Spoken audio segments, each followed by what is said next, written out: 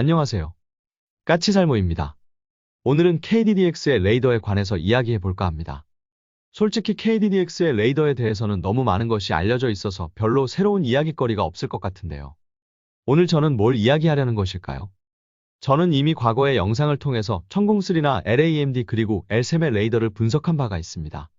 그 영상들을 보면 알겠지만 저는 그 어디에서도 볼 수 없는 아주 구체적인 수치를 이야기하고 있죠.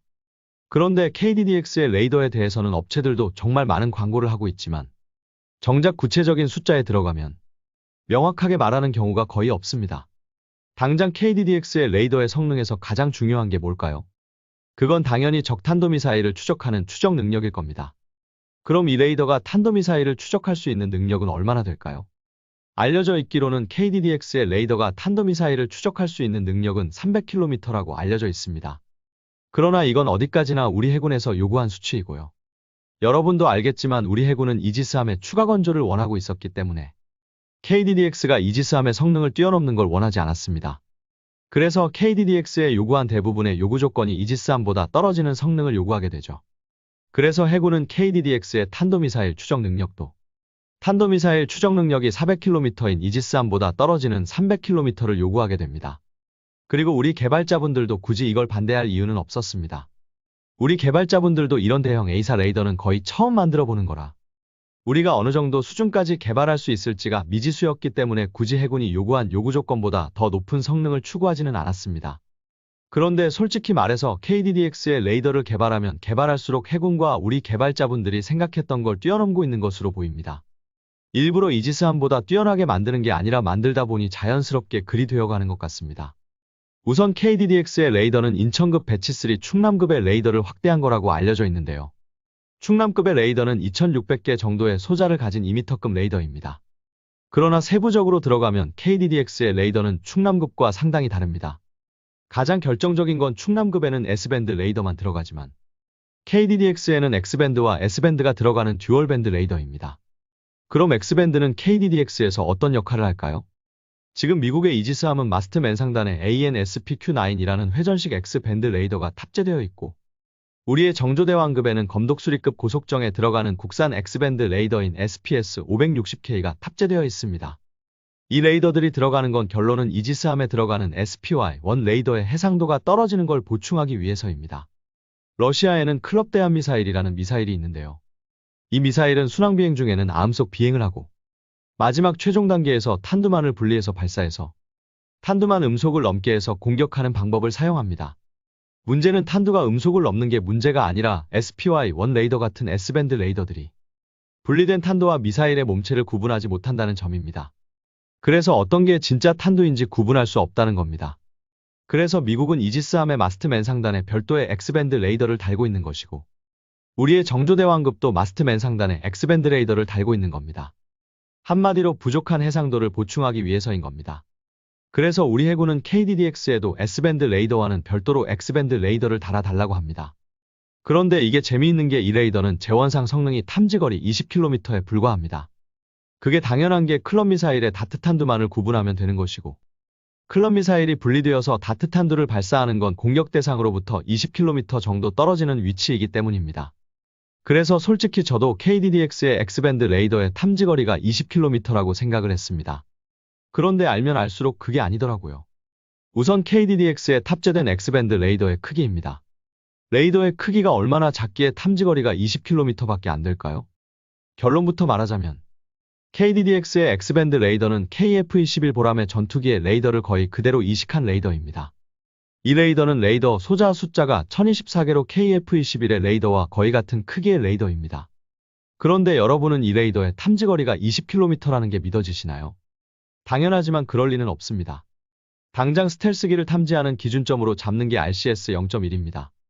이 정도의 물체를 얼마의 거리에서 탐지할 수 있느냐가 그 레이더의 스텔스기 탐지거리로 여겨지는데요. 당연하지만 KF-21의 레이더도 스텔스기 탐지 능력이 20km보다는 더 긴 것으로 추정되고 있기 때문에 KDDX의 X밴드 레이더의 탐지거리가 20km일 가능성은 없습니다. KDDX의 레이더의 탐지거리가 진짜로 이 정도밖에 안 된다면 KF-21의 레이더도 이 정도밖에 안 된다는 이야기인데 있을 수 없는 이야기죠. 이것도 해군이 이지스함에 탑재된 회전식 X밴드 레이더인 AN/SPQ-9과 비교해서 그것보다 낮은 성능을 요구했기에 이런 수치가 이야기되는 것으로 보이고요. 그냥 KDDX의 X밴드 레이더는 KF21의 레이더와 성능이 같다고 보시면 됩니다. 그리고 KDDX의 주 레이더인 S밴드 레이더인데요. 이 레이더는 한 면당 대략 4,000개의 S밴드 소자를 가지고 있다고 이야기하는데요. 솔직히 몇 달 전에 잡지에서도 대략 4,000개라고 하면서 자세한 건 비밀이라고 하더군요. 그런데 이게 왜 비밀이죠? 분명히 말하지만 이건 비밀이 아닙니다. 정부의 공식 공개 자료에 정확한 소자 숫자가 나오는데 이게 비밀일 이유는 없죠. KDDX의 S밴드 레이더의 1면당 소자 숫자는 4,096개입니다. 그럼 KDDX보다 더 대형 레이더를 가지고 있는 이지스함의 SPY-1 레이더의 소자 숫자는 몇 개일까요? 정조대왕급에 탑재된 SPY-1D 모델 기준으로 4,350개입니다. 참고로 KDDX의 레이더는 직경 3m급이고요. SPY-1D의 레이더는 직경 4m급입니다. 레이더의 크기는 1m나 차이가 나는데 사용되는 소자 숫자는 별 차이가 없죠. 뭐 당연한 게 SPY-1 레이더는 TWT 진행 파관 방식의 수동 위상 배열 레이더이고 KDDX의 레이더는 질화갈륨 소자를 사용하는 능동 위상 배열 레이더라. 발생하는 발열량 자체가 하늘과 땅 차이가 날 정도로 차이가 나기 때문인 거죠. 그래서 같은 면적에 탑재할 수 있는 레이더의 소자 숫자가 차이가 날 수밖에는 없습니다. 질화갈륨 소자는 레이더 소자를 훨씬 촘촘하게 배치할 수 있으니까요. 그럼 미국의 최신 레이더인 SPY-6 레이더와 비교하면 어떠할까요?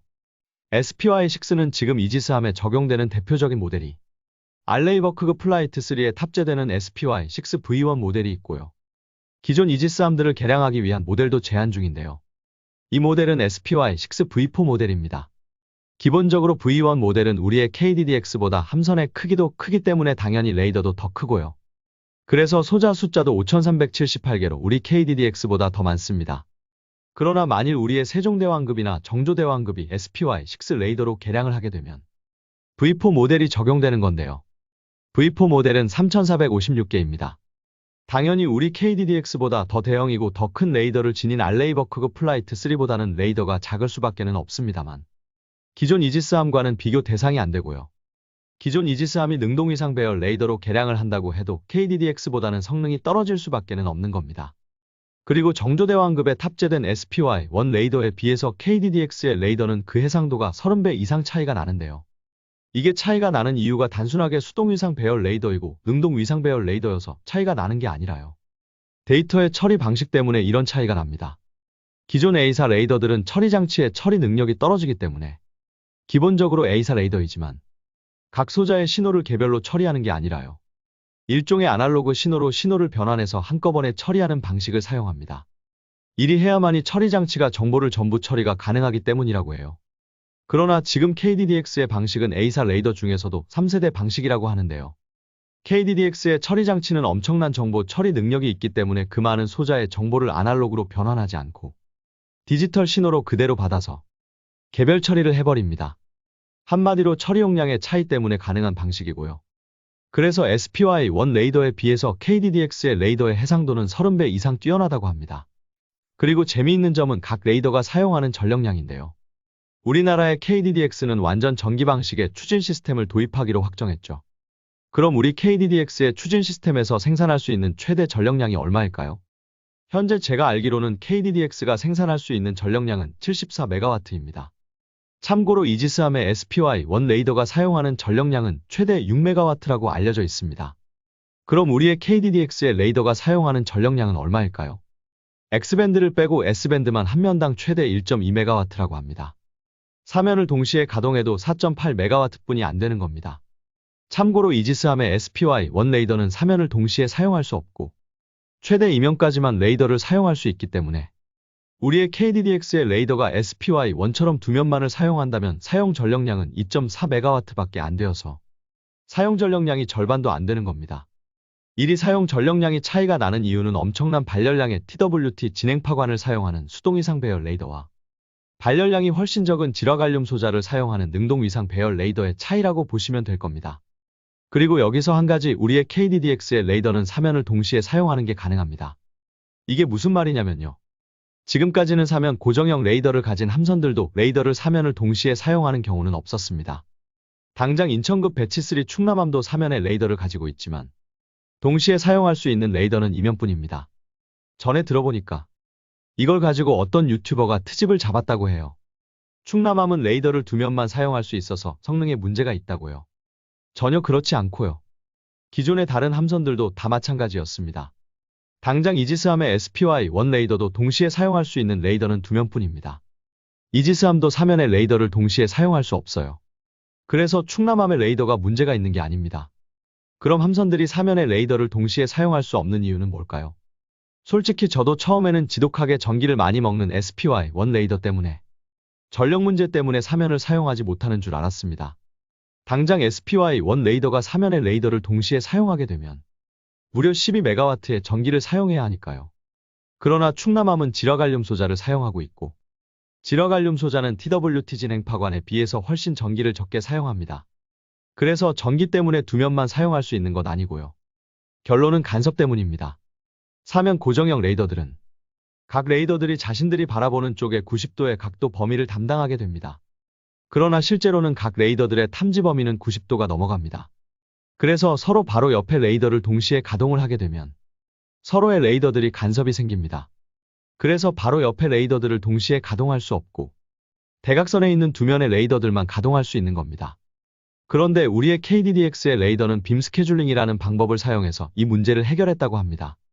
이게 뭐냐면요. 보통 A사 레이더들도 수천 개의 레이더 소자를 가지고 있지만 이 수천 개의 레이더 소자를 동시에 사용하는 게 아닙니다. 10분 R이라고 해서 각 소자마다 레이더 빔을 쏘는 시간차를 아주 미세하게 줌으로써 각 레이더 빔이 겹치는 걸 방지하게 됩니다. 그런데 기존의 레이더들은 각면별로 이 10분 R을 했었는데요. KDDX는 이걸 3면의 레이더가 동시에 하는 겁니다. 그래서 3면의 레이더가 동시에 가동을 해도 간섭 현상이 생기지 않는 겁니다. 그래서 KDDX는 3면의 레이더를 동시에 가동하는 게 가능한 겁니다. 솔직히 오늘 제가 이 주제를 준비한 이유가 바로 이겁니다. 저도 이번에 처음으로 KDDX가 3면의 레이더를 동시에 사용할 수 있다는 걸 알게 되어서 이 소식을 전하려고 영상을 만드는 것이고요. 그래서 KDDX는 충남함의 레이더를 확대해서 사용하는 거라고 하지만 그냥 단순하게 충남함의 레이더를 확대해서 사용하는 건 아니고 좀 더 발전된 소프트웨어를 적용하고 있는 겁니다. 당연하지만 그래서 KDDX의 S밴드 레이더는 탄도미사일 추적 능력이 결코 300km 일 리는 없고요. X밴드 레이더의 탐지 능력이 결코 20km 일 리는 없습니다. 이건 어디까지나 우리 해군이 KDDX가 이지스함의 성능을 뛰어넘는 걸 막기 위해서 내건 요구 조건일 뿐이고요. 실제는 이보다 훨씬 뛰어나다고 봐야 합니다. 오늘은 원래 KDDX의 레이더가 3면을 동시에 가동할 수 있다는 이야기를 하려고 영상을 준비한 건데 너무 많은 이야기를 한 것 같네요. KDDX의 레이더는 지금도 발전 중입니다. 그래서 새로운 소식이 나올 때마다 새로운 능력과 더 뛰어난 성능이 알려지고 있고요. 그래서 어쩌면 KDDX의 레이더의 진짜 성능은 이미 결정된 게 아니라 지금도 성장하고 있는 것이라고 봐야 할 것입니다. 어떤가요? KDDX의 레이더는 얼마나 더 성능이 성장할 거라고 보시나요? 이상 영상 봐주셔서 감사합니다.